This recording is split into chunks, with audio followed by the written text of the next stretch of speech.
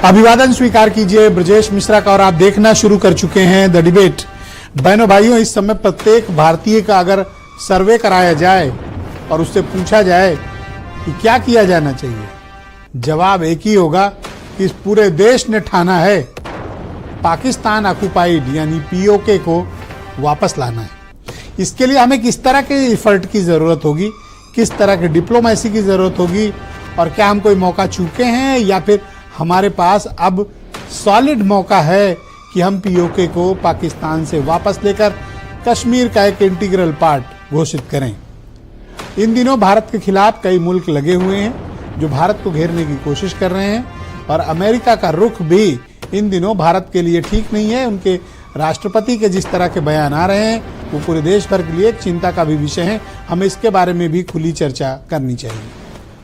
बहन भाइयों, भारत ने पाकिस्तान को जिस तरह से घुस कर मारा, उनके एयर बेसिस को तबाह और बर्बाद किया, जिस तरह से पाकिस्तान के भीतर टेररिस्ट ठिकानों को भारतीय सेना के वीर जवानों ने और हमारी वेपनरीज ने नष्ट किया, उसने पूरे देश दुनिया भर का ध्यान भारतीय सेना की उच्च गुणवत्ता वाली प्रोफेशनल आर्मी का एक नया रूप देखा।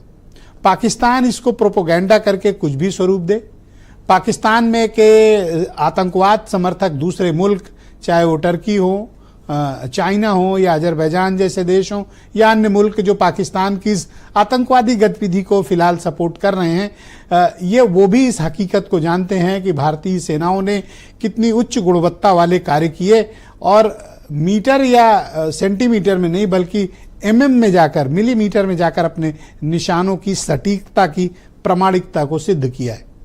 इसके लिए भारत को किसी सबूत देने की जरूरत दुनिया को नहीं है, क्योंकि दुनिया भर की जो इंटेलिजेंस कम्युनिटी है उनको ये बेहतर पता है कि भारत ने पाकिस्तान का क्या हाल किया है। ये पाकिस्तान ही था जो अमेरिका में गिड़गिड़ात रहा था, और ये पाकिस्तान ही था जिसने भारत के डायरेक्टर जनरल मिलिट्री ऑपरेशंस, जिसे हम डीजीएमओ के नाम से जानते हैं, उनके यहाँ दरख्वास्त लगाई कि हम युद्ध रोकना चाहते हैं, हम सीज फायर चाहते हैं। बहनों भाइयों, ये हकीकत की बहुत सी बातें, लेकिन अब ये सब बातें पिछली हो गई और परिदृश्य लगभग क्लियर है। हमारे लिए दो विषय इस समय बहुत कंसर्न है जिन पर हमें खुली बात करनी होगी। मैं ये बात इसलिए कर रहा हूं क्योंकि आज डिफेंस मिनिस्टर श्रीनगर में थे और उन्होंने पीओके का मुद्दा उठाया। बहनों भाइयों, 140 करोड़ भारतीयों की ख्वाहिश है, भारत का कमिटमेंट है, हमारी संप्रभुता का कमिटमेंट है, हमारी कश्मीर की विधानसभा और भारत की संसद में भी गुलाम कश्मीर जो पाकिस्तान के कब्जे में इस वक्त है, उसकी सीटें हमारे यहां आज भी रिक्त हैं। इस उम्मीद के साथ रिक्त हैं कि हम आज नहीं कल उस पाक ऑक्युपाइड कश्मीर को भारत का हिस्सा बनाएंगे। यह हमारे संवैधानिक संप्रभु राष्ट्र होने के नाते भारत की हुकूमत पर बैठने वाली प्रत्येक सरकारों का यह दायित्व है, वो किसी की भी सरकार हो।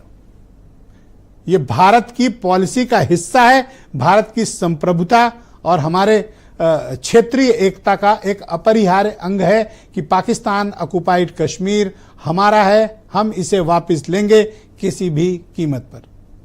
बहनों भाइयों, क्या ये एक उचित मौका था जब अभी ये एक लिमिटेड समय की एक वार चली भारत पाकिस्तान के बीच? क्या ये सही वक्त था कि हमें पाक ऑक्युपाइड कश्मीर को अपने कब्जे में लेना चाहिए था? और क्या हमारे पास वर्ल्ड कम्युनिटी का उतना सपोर्ट था?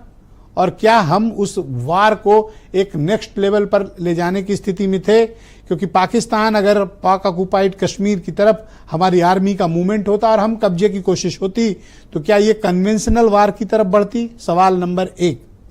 सवाल नंबर 2, जिसको लेकर पूरी दुनिया भर के डिप्लोमेट्स और कंट्रीज जिसको लेकर बड़ा कंसर्न रहती है कि पाकिस्तान के पास न्यूक्लियर वेपन है।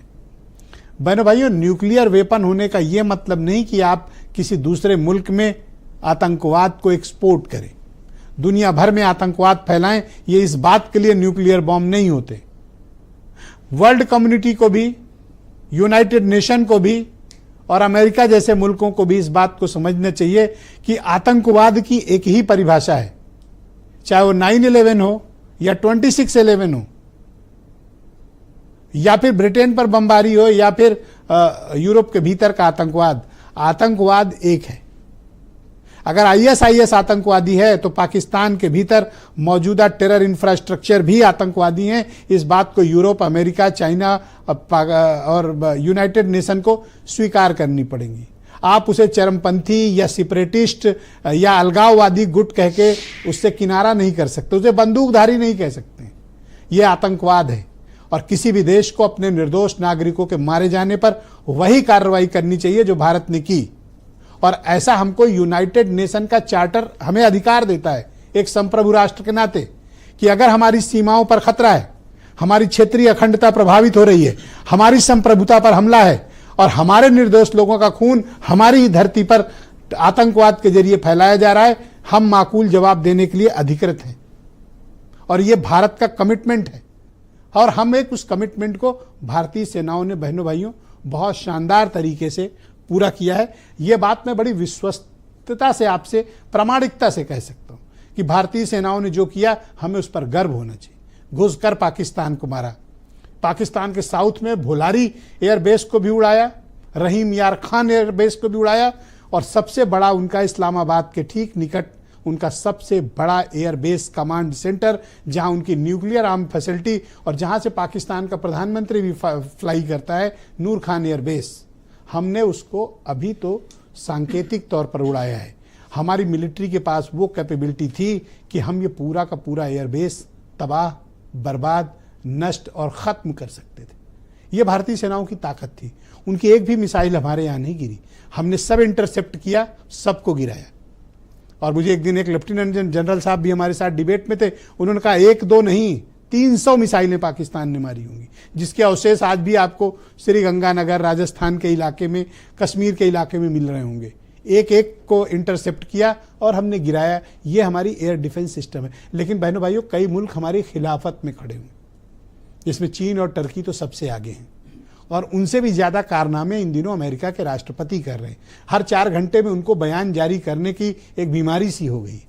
वो इस बात को लेकर छाती पीट रहे हैं और छाती फुला रहे हैं कि उन्होंने मध्यस्थता करा दी या उन्होंने समझौता कराया, उन्होंने सीज फायर कराया। जी नहीं, ना अमेरिका हमें डिक्टेट कर सकता है, ना हमारी संप्रभुता पर, और ना हमारे यहाँ हो रही आतंकवादी घटनाओं को इस तरह से प्रश्रय दे सकता है। अमेरिका किसी भी तरह भारत और पाकिस्तान को एक तराजू में नहीं तौल सकता। एक देश के रूप में भारत की जो पोजीशन है, हम देश दुनिया भर की 4थी सबसे बड़ी अर्थव्यवस्था है। अमेरिका के डिक्टेशन पर भारत नहीं चलेगा, ये बात तय है। और मुझे उम्मीद है कि भारत सरकार इस बात का करारा जवाब देगी। जिस तरह का आचरण और जैसा व्यवहार अमेरिका के राष्ट्रपति इस वक्त कर रहे हैं, हमको डिप्लोमेसी के लेवल पर, हमको ट्रेड के लेवल पर, हमको कॉमर्स के लेवल पे और हमको डिफेंस पार्टनरशिप के लेवल पर भी बहुत खास ध्यान रखना पड़ेगा।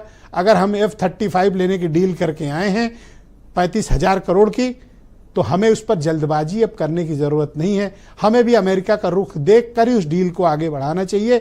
उस डील को मैं तो कहता हूँ सस्पेंड कर दिया जाना चाहिए तब तक जब तक अमेरिका के राष्ट्रपति अपना बयान और रुख में कोई परिवर्तन नहीं करते। बहनों भाइयों, आज इसी विषय पर हम डिबेट को आगे बढ़ाएंगे।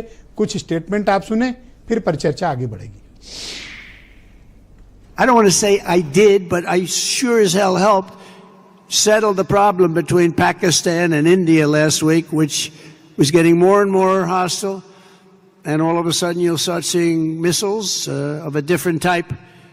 And we got it settled. I hope I don't walk out of here and 2 days later find out that it's not settled, but I think it is settled. And we talked to them about trade. Let's do trade instead of do war. And Pakistan was very happy with that, and India was very happy with that, and I think they're on the way. You know, they have been fighting for about 1,000 years, in all fairness. So I said, you know, I could settle that up. I could settle anything. हमारे प्रधानमंत्री ने यह भी साफ कर दिया है, आतंक और बातचीत कदापि एक साथ नहीं चलेंगे, और अगर बात होगी तो आतंकवाद पर होगी और पाक ऑक्युपाइड कश्मीर पर ही होगी, और अगर बात होगी तो आतंकवाद पर होगी और पाक ऑक्युपाइड कश्मीर पर ही होगी। तो बहनों भाइयों, आज की इस परिचर्चा को हम आगे बढ़ाएंगे। आलोक अवस्थी उत्तर प्रदेश में भारतीय जनता पार्टी के प्रवक्ता हैं, सुनील साजन समाजवादी पार्टी के प्रवक्ता, कर्नल आरपी सिंह मेरे साथ इस वक्त कार्यक्रम में मौजूद हैं। मनीष सिंधवी उत्तर प्रदेश में कांग्रेस कमेटी के प्रवक्ता, former group captain Indian Air Force doctor Kunwar JPS Chauhan हमें ज्वाइन कर रहे हैं, और विदेशी मामलों के एक बहुत खास एक्सपर्ट डॉक्टर किरोरी सिंह भी हमें डिबेट में मौजूद हैं। मैं आप सबका बहुत शुक्रगुजार हूं कि आप सबने अपना कीमती वक्त आज की परिचर्चा के लिए निकाला। आलोक अवस्थी जी, कार्यक्रम की शुरुआत आपसे। क्या ये सही वक्त था कि हम पाक ऑक्युपाइड कश्मीर को अपने में मिलाते? क्या